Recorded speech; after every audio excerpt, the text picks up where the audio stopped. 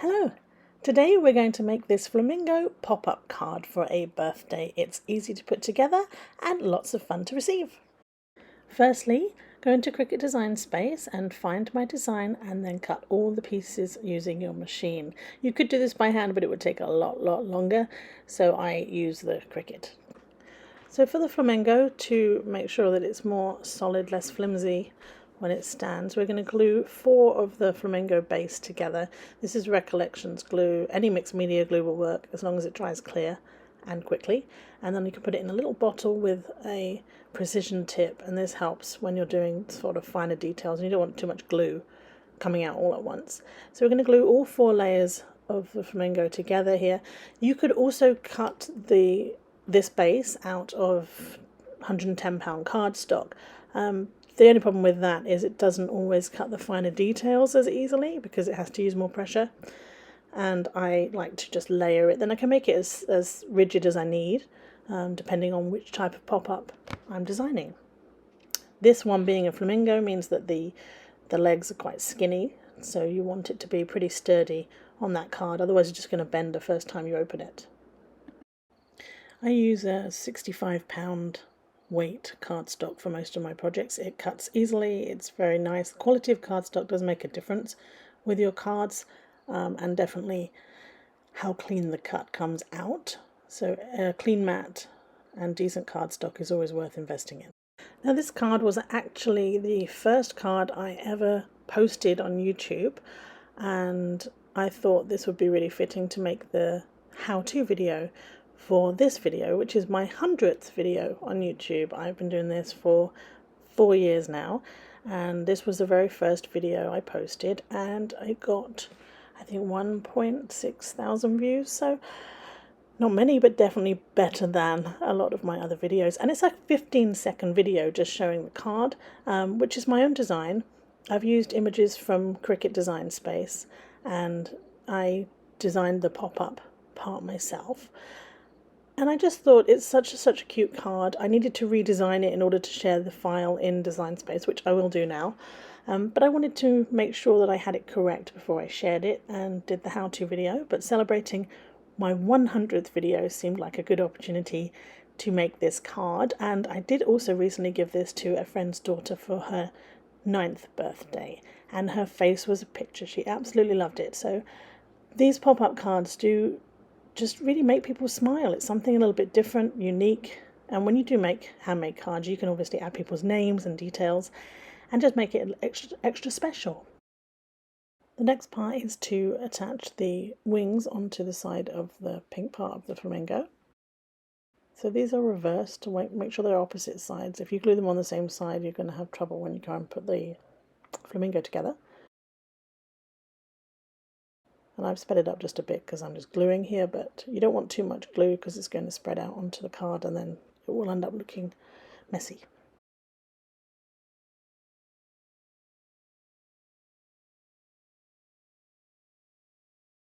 When you glue the pink part onto the flamingo base, make sure you put the glue on the underside of the pink part. I have made a mistake before putting it on the black and then not realizing where I didn't need the glue. On the beak, for example, and then you end up with just glue on cardstock that you don't need anything stuck to. It doesn't look good, and you want a nice clean finish with your flamingo because he is kind of the centerpiece of this card. For the leaves, which go in the center of the card where the flamingo is sat, there are 3 different panels. The bottom one has these leaves, and the middle one has these leaves, and the top one has these leaves. Each green panel has a score line down the middle because that's the center of the card, and 2 tabs at the bottom. The tabs are going to go through the insert of the card, and that's going to create the pop-up. Each of these leaves is either cut as is or has a layer that goes on top to change the color, like this one, so we're going to glue that one on top now. I actually cut all of the leaves out of my scrap cardstock, so pieces of cardstock I hadn't used the whole sheet of. I will show you, if you stick around to the end of the video, I'll show you how I store my scraps so that I can grab them and use them for all kinds of projects. I have made so many cards and things from just the scrap parts, so that nothing really goes to waste.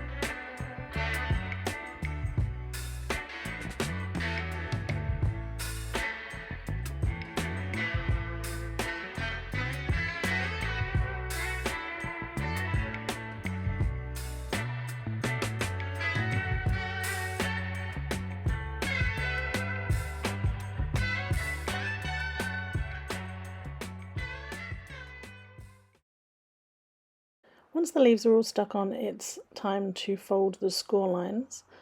It's helpful sometimes to use a scraper or a ruler just to bend those lines so they get completely straight.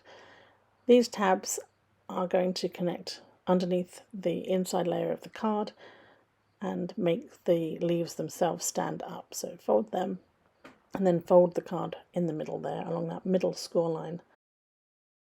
You want everything folding forward, the center and the tabs, and they sit like that. I'm going to repeat the step with the other two panels as well, making sure those lines are nice and crisp.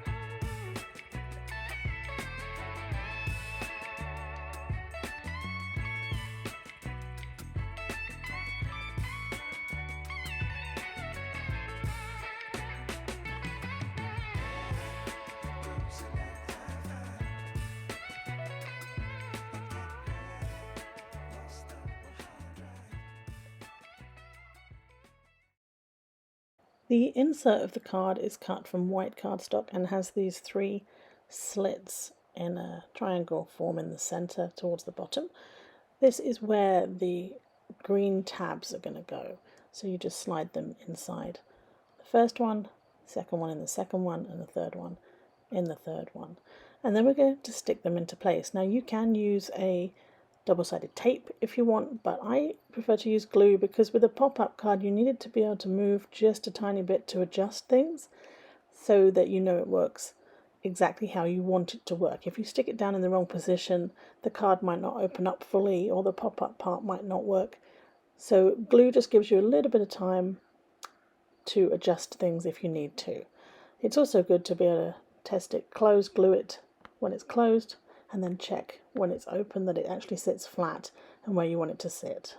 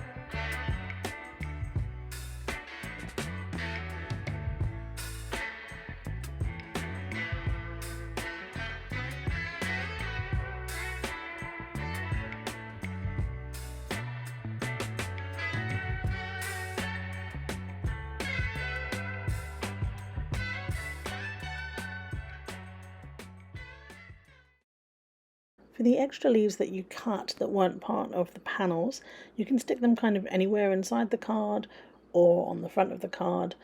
I've chosen these ones. You can cut the green leaves out of any shades of green. It really doesn't matter, it's up to you. And I just cut these ones and stuck them anywhere. And then the flamingo has to go in the card as well. So the biggest thing with this is making sure it's in the right spot so the head doesn't stick out the top when you fold it. So you want to check that you've got it in the right place at the right angle. You could put it on the first panel. I like to put it on the second one, and also you can glue it against the sort of foliage there. It's going to make it more secure and less flimsy. You want them to be able to open the card again and again without the flamingo falling over. So a little bit of glue on the back of the legs should hold it in place. And pay attention to where you put the glue. I actually put glue on the very corner part of the bent leg here, and I didn't need it there because I was sticking it onto the leaves. So I had to take that glue off of my finger there just so it didn't stick to the card base. For the outside of the card, I chose this really vibrant blue colour. Kind of reminds me of tropical oceans. And you just fold it in half. There's a score line down the centre. Make sure you crease that. You can use a bone folder if you have one. And then we're going to put our pop-up part inside. Check you know where it's going to sit before you add any tape or glue. I chose to use my tape roller for this. It's a Scotch tape glider, and it's really, really useful for any kind of card project, and it's very strong. I don't have much patience for waiting for the glue to dry, so the tape works really well for these pop-up cards as well. I do one side, close it, and then make sure it's in the right spot before doing the other side.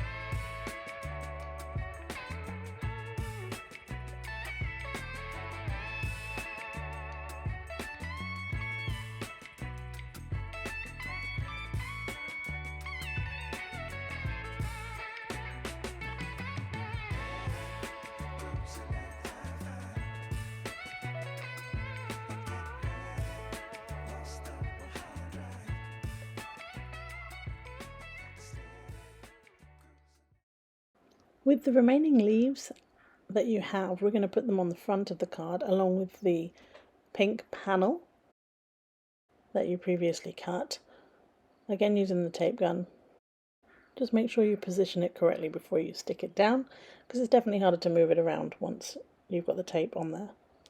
For the sentiment on the front of the card, I actually used one that was already in Images in Design Space, and then I added the offset feature to create the background, which I cut out of cardstock, and I cut the sentiment out of vinyl because it's easier to stick.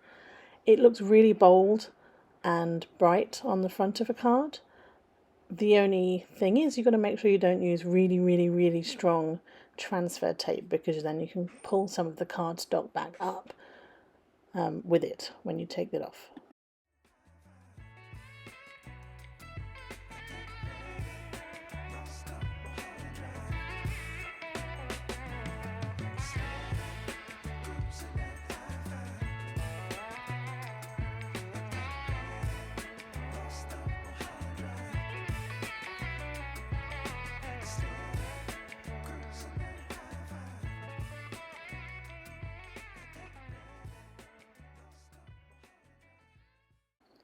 Once you've decided where your sentiment is going to go on the front of the card, you can add some foam tape or foam squares for dimension.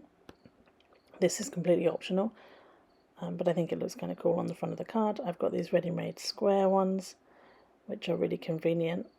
You just pull the tabs off them and they stick. Any of the leftover leaves that you have go on the front now. You can put them anywhere you like. I chose the corners, but it is really up to you. This just adds that extra detail. You can add some bling too if you've got some gems you want to go on there. Lastly, the envelope. You cut this on the Cricut too, and it also scored where you need to fold.